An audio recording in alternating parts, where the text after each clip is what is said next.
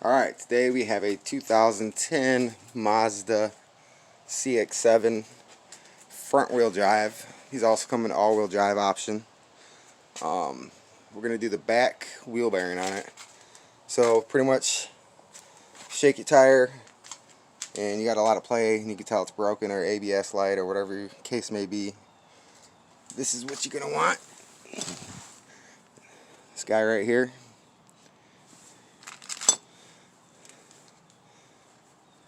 If you have ABS, make sure it has this on there.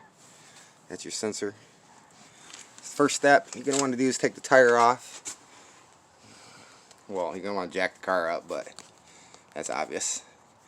Take the tire off. Once you get the tire off, your very first thing you're going to do is to take your brakes off. And you're going to want to take it off by the caliper bracket itself. That way this whole thing comes off.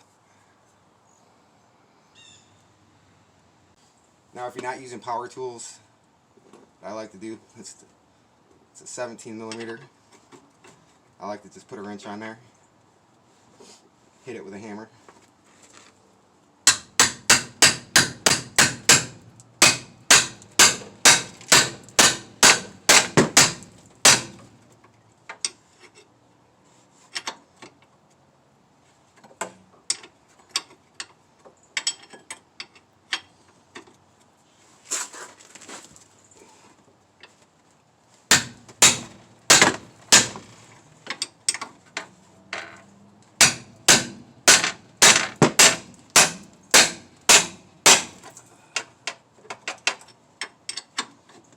Sometimes you gotta heat these up to get them off, but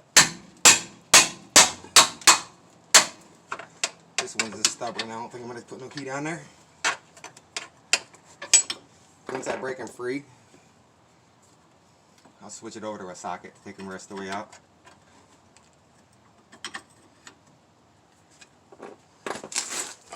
Always move your knees out the way.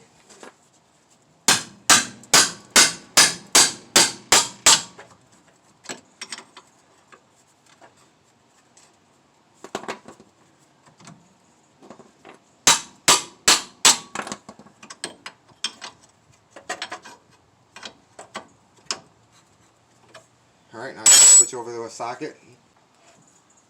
Alright, so the next step in this front process is to get this rotor off.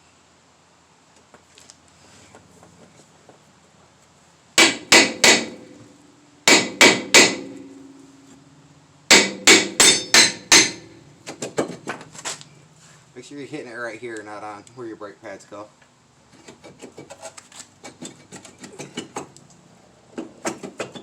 I mean, it ain't gonna hurt nothing, but it's gonna give you some vibration every time you hit the brake if you put dings in your rotor.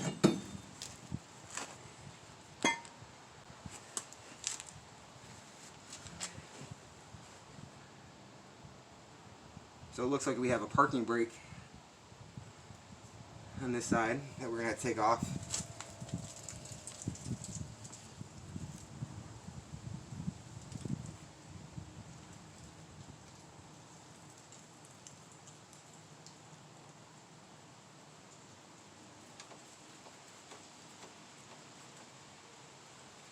Looks like it's going to be two 10 millimeter bolts. I'll show you guys.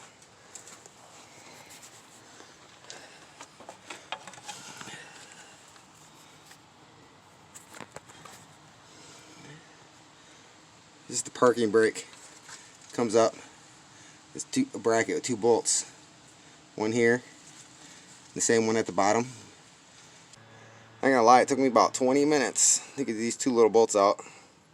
Starting to round it off a little bit.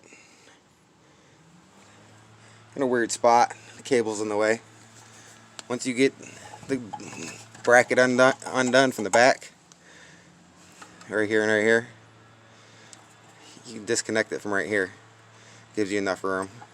Kind of lift this little tab right here. You'll see it. Get a flathead screwdriver and pull up on it. This will pop right apart. Alright, so next we are going to unbolt the wheel bearing. You can see it from the side. There's a bolt right there. There's going to be 4 bolts. We're going to have to go on the back side for this. Alright. There's no real easy way to get the camera in here.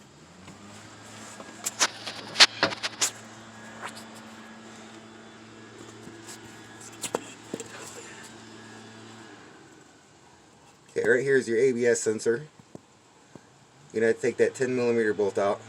First thing. Move your wire aside. And then bigger, rustier bolts you got right there. You got to take all 4 of those out. Those are T55s. Now, if they give you any trouble at all whatsoever, make sure you heat them up, because if you strip those out, you're just kind of shit out of luck. You're going to have to take this whole spindle off to get the wheel bearing out.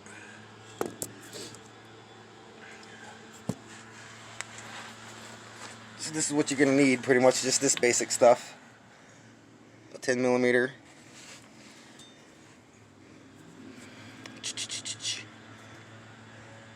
T55. A little star bit. Hopefully you don't need a little torch to heat nothing up. Alright, so here I am. Tried to get the bolt out, it wasn't moving. So I'm just going to go through, heat them up one by one. Make sure they get nice and hot. Kind of heating up around the bolt, more the wheel bearing than anything. We'll see how this goes. Alright, now that you got all 4 of them bolts out, looking like this, you just got to pretty much take a hammer and beat the wheel bearing out if it doesn't just fall off for you. These things really suck. It took me about 10-15 minutes a bolt. Had to heat every one of them up, because you don't want to put a lot of pressure on them when they're this style, because these things right here, they suck. They bend easy. They strip easy.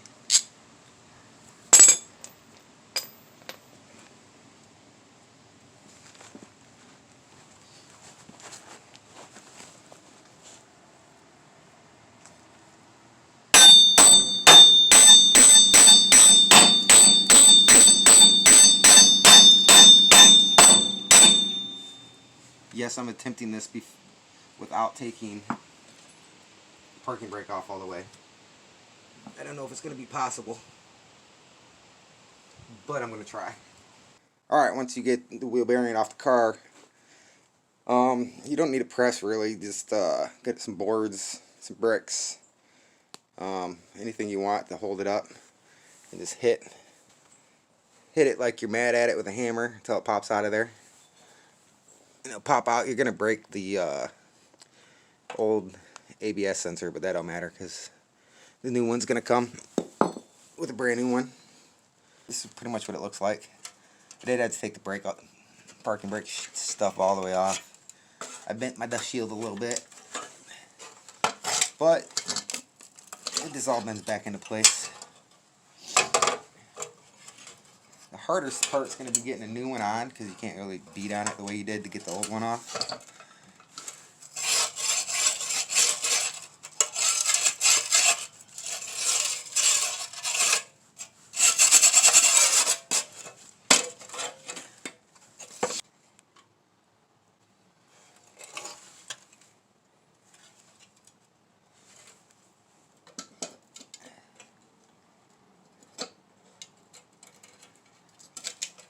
Actually slid right on there. If it doesn't slide right on there, just grab yourself some wheel bearing grease.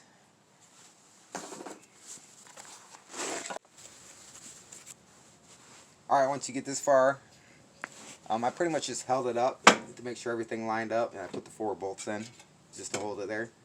Then I'm going to tighten it kind of in a star pattern. In case you're wondering, this wheel bearing is a Detroit axle wheel bearing.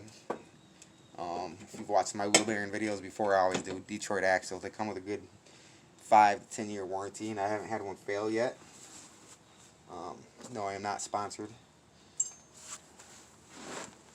Don't forget, you took this little line off.